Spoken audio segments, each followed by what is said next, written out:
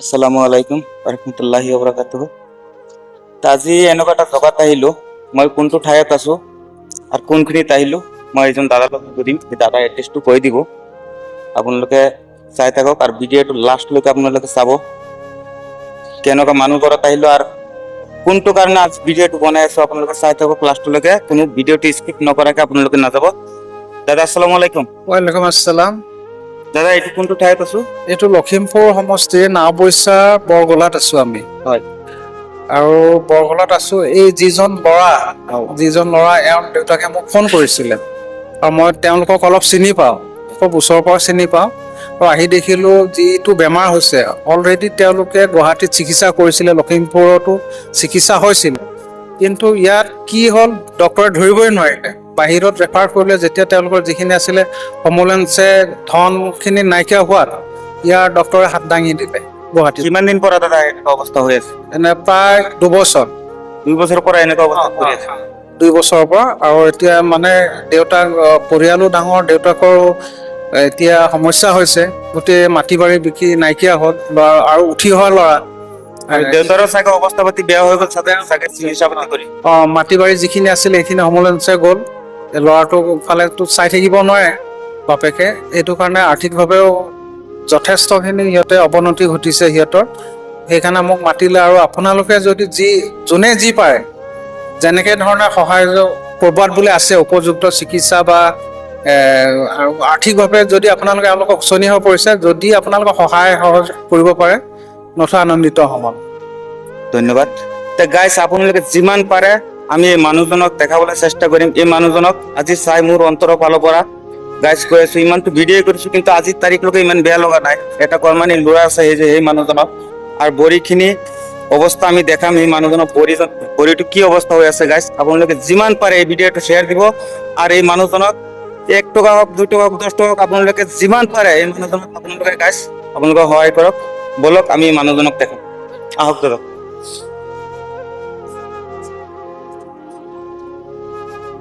আহক গাইছ, আপোনালোকে যিমান পাৰে এই মানুহজনক সহায় কৰিব। আজি নিচে আমি চাই মানে অন্তৰৰ ফালৰ পৰা ধৰিব পৰা নাই।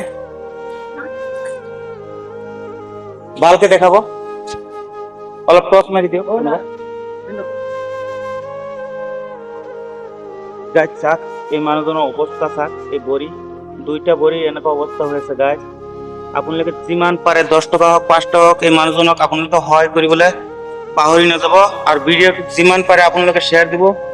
এইজন এটা চাক গাইছ, কি কম মানে মোৰ অন্তৰৰ ফালৰ পৰা গাইছ আজি বুজাব মতন নাইকিয়া হৈ গৈছে। চাক এইজনৰ ল'ৰা হয়, কিমান ধুনীয়া ল'ৰাটো। আজি এই ল'ৰাটোৱে কান্দি আছিলে।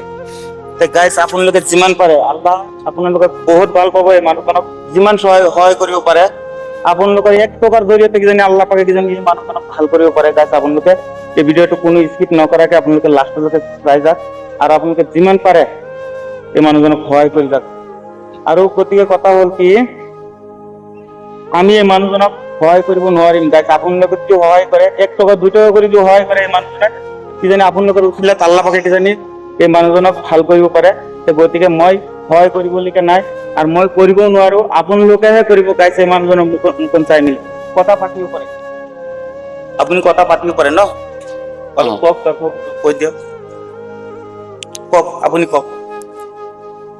কথা ওলাব পৰা নাই গাইছ, ইমান দুখিত হৈ আছে। আগতে চলিছে মানুহজন, আগত চলা মানুহ হয়। এই মানুহজন আগত যদি নচলা মানুহ হলেহেঁতেন তেতিয়া গাইছ ইমান বেয়া নালাগিলেহেঁতেন, কিন্তু এই মানুহজন আগত চলিছে, চলা ফিৰা মানুহ হয়। আজি এই ভৰিটো মানে চলিব নোৱাৰে। আজি দীৰ্ঘদিন এনেকে গাইছ 2 বছৰ ধৰি পৰি আছো বিছনাত।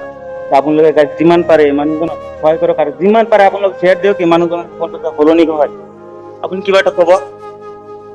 আপোনালোকে কিবা মোক সহযোগিতা কৰি দিয়ক।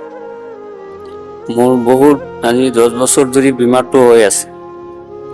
আপোনালোকে যিমান পাৰে তিমান শ্বেয়াৰ, যিমান পাৰে গাইছ আপোনালোকে যিমান পাৰে, মোৰ ফালৰ পৰা অন্তৰৰ পৰা কৈছো, আপোনালোকে যিমান পাৰে গাইছ এই মানুহজনক সহায় কৰক। আজি অন্তৰৰ পৰা মানে ভাষা নাই এইজন মানুহৰ, মানে কথা ক'বই নোৱাৰিছে, চলা মানুহ হয়। আপোনালোকক 1 টকা 2 টকা খুজিবলৈ এই মানুহজনৰ অন্তৰৰ পৰা ওলোৱা নাই কথাখিনি। আপোনালোকে যিমান পাৰে গাইছ সহায় কৰক। চাক এটা বাচ্চা এই বাচ্চাজনৰ মুখলৈ চাই আপোনালোকে সহায় কৰক। মোৰতো দিবলৈকে গাইছে একো নাই, তথাপি মই এই বাচ্চাজনৰ মুখত খুলি চাই মই কিবা এটা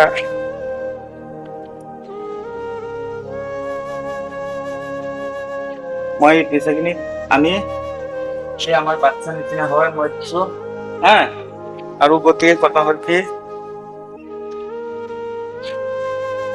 মই গাইছ আজি বুজাবলৈকে নাই, মানে মই বুজাব নোৱাৰো এনেকুৱা অৱস্থা হৈছে। আপোনালোকে যিমান পাৰে গাইছ আপোনালোকে সহায় কৰি যাব। মোৰ ফালৰ পৰা অন্তৰত বহুত দুখ লাগিছে গাইছ, মই এইজনক পইচাটো মই দিছো